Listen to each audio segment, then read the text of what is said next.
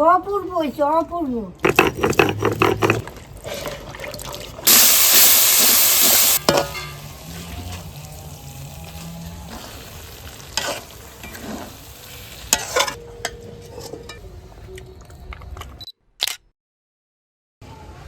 দেখুন তো আমি নতুন শাড়ি পরেছি, আমার কেরম লাগছে বলুন তো। তো ঠাকুমা তো এদিকে নতুন শাড়ি পরেছে, আর এদিকে সকাল সকাল আমি গেছিলাম আমাদের শ্যামনগরে মূলাজোরে পুজো দিতে। মানে কালীবাড়ি তো রয়েছে, আপনারা মোটামুটি যারা শ্যামনগরে থাকেন অনেকেই জানেন। তো সেখানে পুজো দিয়ে আসার পথে হঠাৎ করে মনে পড়লো যে আজকে পুজো দিয়ে এসছি, মানে আজকে নিরামিষ খেতে হবে। আর নিরামিষ দিনে কিন্তু প্রত্যেকটা বাড়িতে একটা টেনশন হয় যে কী রান্না করব, কী রান্না করব। তাই ভাবলাম আজকে আপনাদেরকে এমন একটা নিরামিষ রান্না দেখাই যেটা দিয়েই কিন্তু আপনাদের এক থালা ভাত খাওয়া হয়ে যাবে। তাহলে চলুন রান্নাটা শুরু করা যাক। এই দেখুন আমার বৌমা বাজার থেকে কি সুন্দর বরবটি আনছে, একদম জ্যান্ত। দেখুন এই বরবটি দিয়ে আজকে রান্নাটা হবে। জ্যান্ত বরবটি গাছ থেকে এনেছে? হ্যাঁ জ্যান্ত।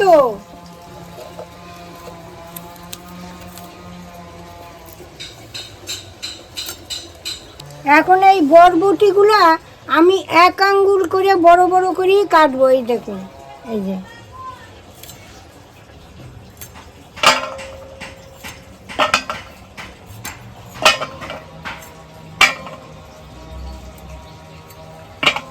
এদিকে আমি কিছু মশলা বেটে নিই।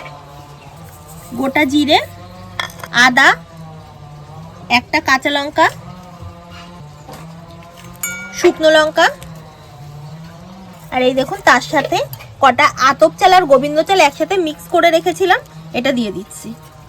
আর এই আতপ চাল আর এই গোবিন্দভোগ চালটা দুটোই কিন্তু একসাথে মিক্স করে জলে ভিজিয়ে রেখেছিলাম মোটামুটি আধা ঘন্টা মতো। তো এখন এই সব কিছু একসাথে বেটে নেব।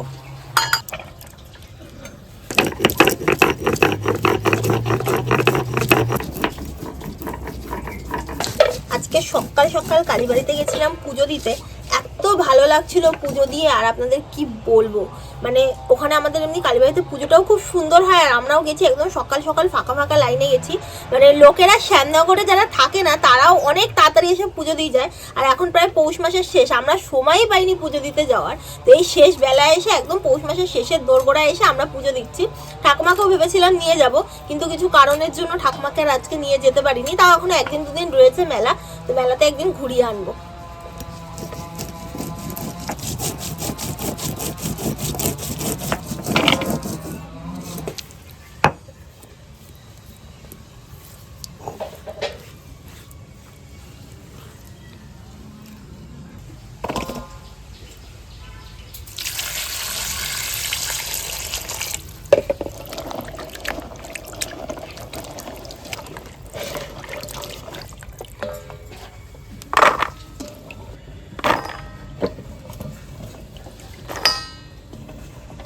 দুটো টমেটো আমি ঘষে নেব।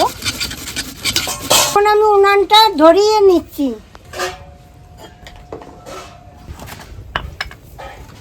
ঠাকমা, তুমি আজকে এরকম নতুন শাড়ি পরেছো, এই শাড়িটা কে দিল?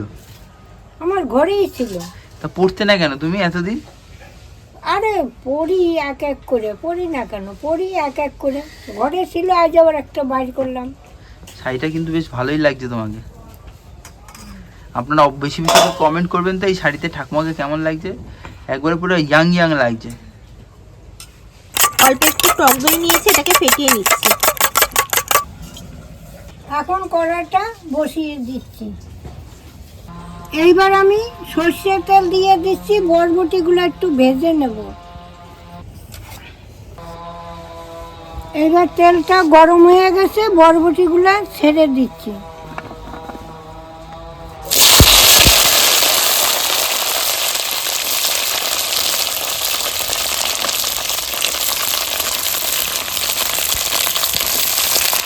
অল্প একটু নুন দিয়ে দিচ্ছি, অল্প একটু হলুদ দিয়ে দিচ্ছি।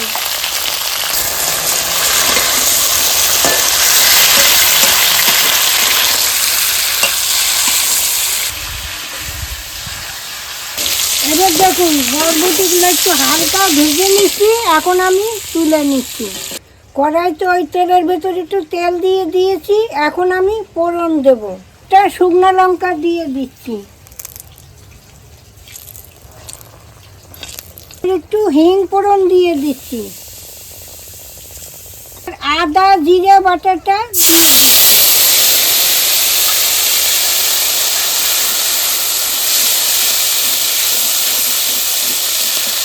টমেটোর ঘষাটা দিয়ে দিচ্ছি, এবার দই ফাটানোটা দিয়ে দিচ্ছি।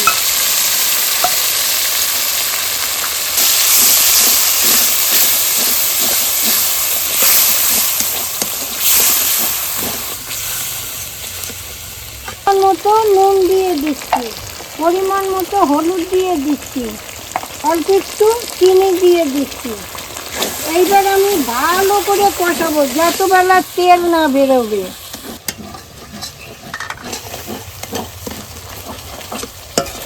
যখন আপনাদের মনে হচ্ছে আপনাদের খুব তাড়া আছে, কোথাও বেরোবেন বা কোথাও যাবেন, তখন কিন্তু আপনারা পারলে এই রান্নাটা একবার করে খাবেন। খুবই কম সময়ে হয়ে যায় আর খেতেও কিন্তু দুর্দান্ত লাগে। বাড়িতে একটুখানি পনির ছিল, এটাকেও একটু হাতের সাহায্যে ম্যাশ করে নিই, এটাকেও দেবো রান্নার মধ্যে। এই দেখুন হয়ে গেছে। এই যে আমাদের শ্যামনগরের যে মেলা হয়, বহু দিনের পুরনো এইটা মেলাটা হচ্ছে। আর এই যে কালী ঠাকুর বলেন না, এই কালী ঠাকুর বহু দিনের। এই যে দক্ষিণেশ্বর কালীবাড়ি আছে না, তারটিও এইটা অনেক দিনের আগে। এইটা এই মেলাটা বিশাল মেলা হয়, আর যে যা মানে, যে যা মনস্কামনা পূর্ণ হয় তার। খুব ভালো জাগৃত এই ঠাকুরটা। ওটা মা জানো তো আবার ভোগও পাওয়া যাচ্ছে। হ্যাঁ, আমি আজকে জিজ্ঞাসা করে আসলাম কাকু কুপন কটা থেকে দিচ্ছে, বললো যে তোমরা 10টা থেকে 12টা পর্যন্ত কুপন পাবে, আবার ভোগ দিচ্ছে। এই পৌষ মাসটা পর্যন্ত কিন্তু আমাদের এই কালীবাড়িতে, ব্রহ্মময়ী কালীবাড়িতে কিন্তু ভোগ খাওয়ানো হবে। তো আপনারা যারা যারা শ্যামনগরে থাকেন বা শ্যামনগরের আশেপাশে থাকেন, আপনারা ভাবছেন পুজো দিতে আসবেন, তার সাথে ভোগও নিয়ে যাবেন, আপনারা কিন্তু চাইলে কুপনও কাটতে পারেন।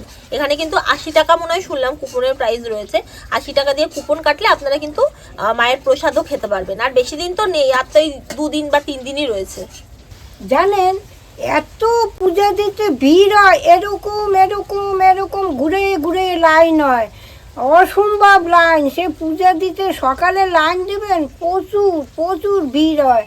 তা আপনারা কে কে পূজা দিতে আসছেন আমাকে জানাবেন। জানেন আমি তো যেতে পারি না এখনো, দেখি নাতনি বলেছে নিয়ে যাবে, দেখি কি করে, আমিও যেতে পারি নাকি। এই দেখুন কি সুন্দর তেল বেরিয়ে গেছে, আর কালারটা কি সুন্দর হয়েছে। এখন আমি বরবটিগুলা ছেড়ে দেব।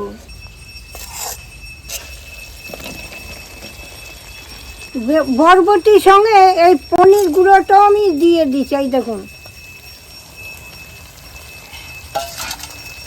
এই দেখুন একটু কাতুরি মেথিও দিয়ে দিচ্ছি।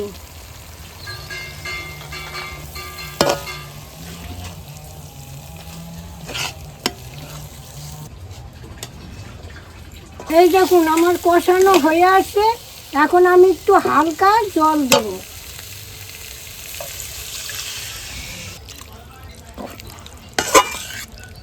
এইবার আমি একটু 5 মিনিটের জন্য ঢাকা দিয়ে দিচ্ছি। এখন এটা একটু হইতে থাক।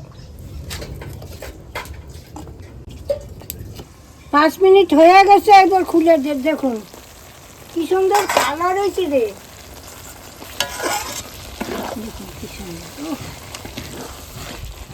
আমার রান্না হয়েই গেছে, এখন আমি একটু ঘি দিয়ে নামিয়ে নেব। একটু ঘি দিয়ে দিচ্ছি।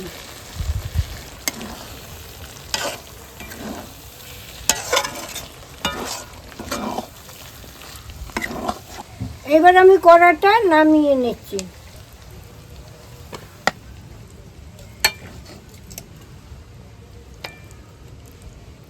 ঠাকুমা কি সুন্দর গন্ধ বেরোচ্ছে গো। তাই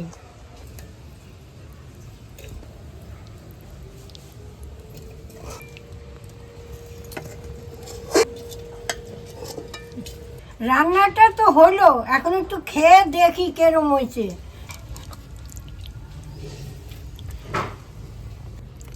থাক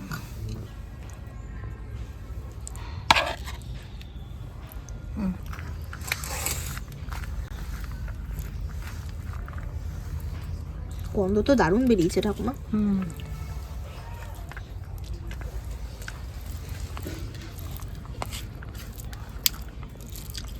দারুণ হয়েছে, খেয়ে দেখো। তাই দাঁড়া,